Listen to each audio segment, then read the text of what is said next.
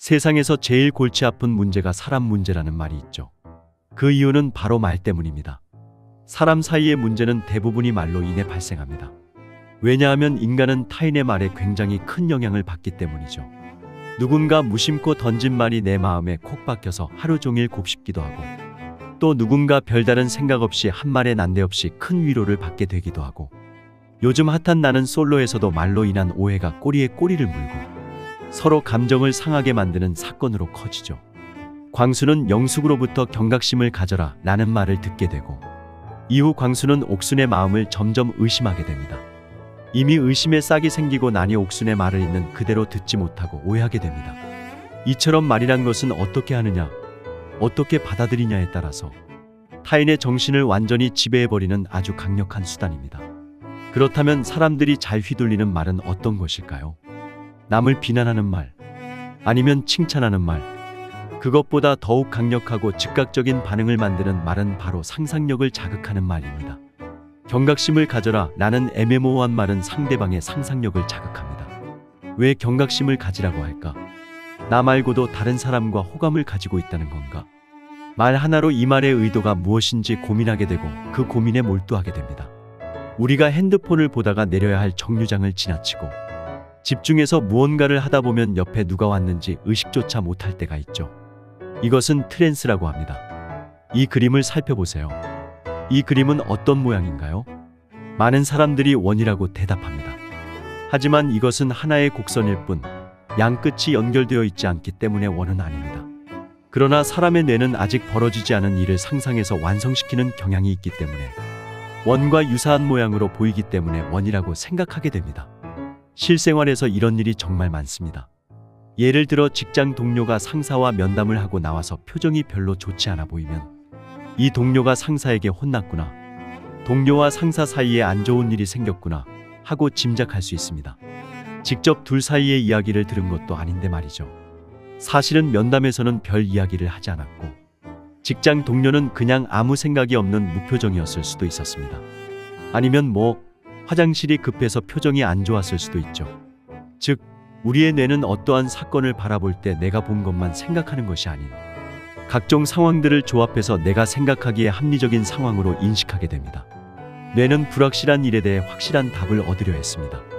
그리고 그 과정에서 뇌는 상상력을 동원해 그 미완성된 공백을 채우려고 하고 내 뇌가 몰두한 상상을 사실이라고 믿게 되고 그 후로는 본질보다는 내 뇌가 생각하는 대로 바라보게 되는 것입니다.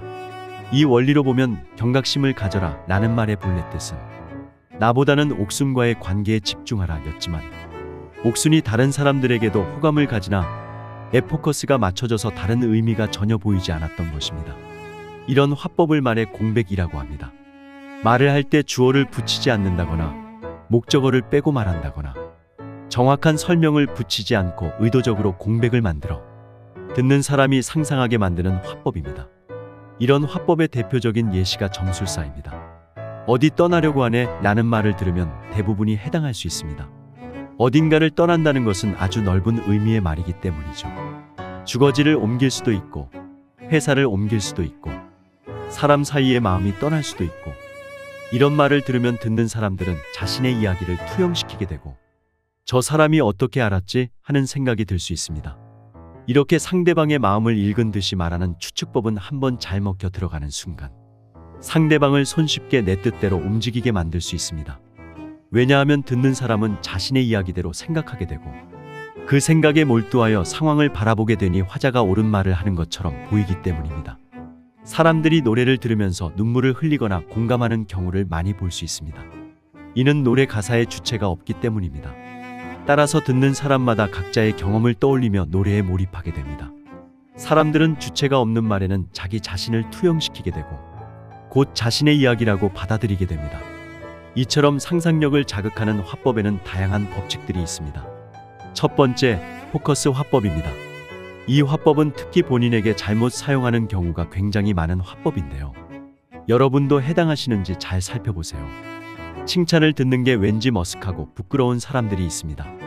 이 사람에게 와 당신은 어떻게 한 가지 일을 이렇게 몰두해서 하나요? 대단하세요 라고 칭찬을 하면 이 사람은 머쓱한 마음에 이렇게 대답합니다.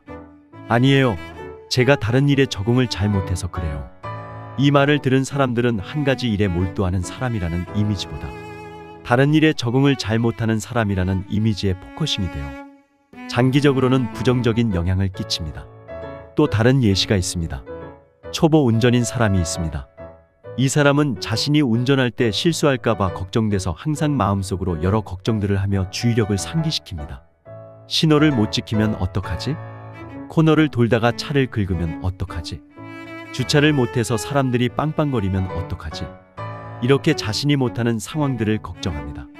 그러면 사람은 본능적으로 이 상황들을 상상하게 되고 자신이 도로를 잘 주행하고 주차를 잘하는 것에 집중하기보다는 내가 걱정하는 것들에 집중하게 되어 더욱 운전이 어렵게 느껴집니다.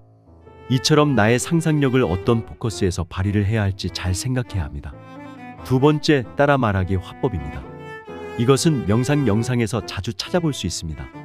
당신은 현재 눈을 감고 있습니다. 그리고 호흡을 한번 내쉽니다. 곧이어 마음의 평온함을 느낍니다. 이 문장에서 눈을 감고 있고 호흡을 내쉬는 것은 실제로 일어나고 있는 일입니다. 그러나 마음의 평온함을 느끼는 것은 새로운 지시입니다. 사람은 누군가의 명령에 기본적으로 부정적인 감정이 먼저 들기 마련입니다. 그러나 내가 앞서 행한 행동을 잊고 새로운 지시를 받으면 나도 모르게 그 지시를 따르게 됩니다. 마치 순번을 따르는 것처럼요. 실생활에서도 이런 화법을 자주 경험할 수 있습니다.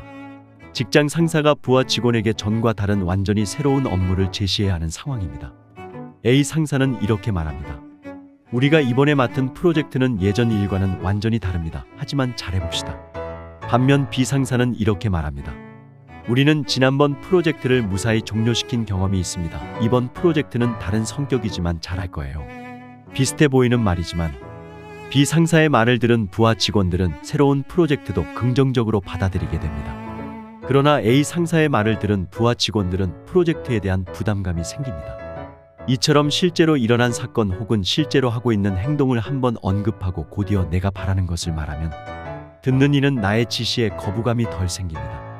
따라서 좋은 결과로 나타납니다. 어떠신가요? 여러분들 주위에도 이렇게 상상력을 자극하는 말로 사람들의 정신을 사로잡는 사람들이 있으신가요? 우리는 인간 관계를 맺으면서 다양한 말을 통해 원하는 바를 이루고 또 타인의 원하는 바를 이뤄주기도 합니다. 사람들을 내가 원하는 대로 행동하게 만들고 싶다면 이런 화법을 한번 고민해 보세요. 그리고 남들이 나에게 이런 화법을 구사한다면 그 사람의 의도가 무엇인지 한번 고민해 보세요. 나를 올바른 방향으로 의도하는 사람들도 있지만 그게 아닌 사람들도 많습니다. 오늘 시니어스는 사람들을 사로잡는 화법에 대해 알아보았습니다. 오늘 내용이 도움되셨다면 구독, 좋아요, 알람 설정 부탁드립니다. 여러분만의 사람을 사로잡는 화법이 있다면 공유해 주셔도 좋습니다. 많은 관심 부탁드립니다. 감사합니다. 시니어스였습니다.